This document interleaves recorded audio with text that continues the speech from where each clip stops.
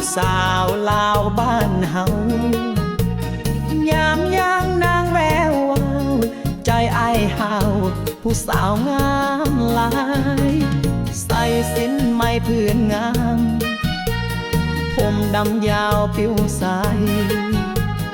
ยิ้มเจ้าบาดใจอ้ายพาให้ตายไปกับความงามสาวลาวงามแท้แพ้เจ้าหลายหลายเด้อเบิ่งเจ้าจนเพ้อใจมันเพลอทุกอย่างคือบุญอ้ายหลายที่ได้พ่อคนงาม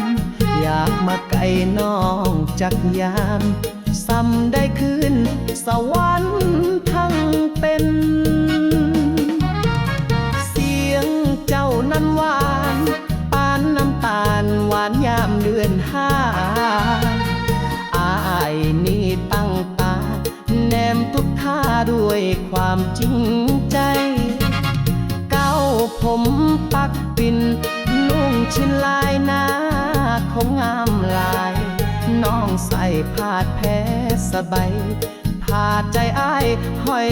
ตามข่าวสาวลาวงามแท้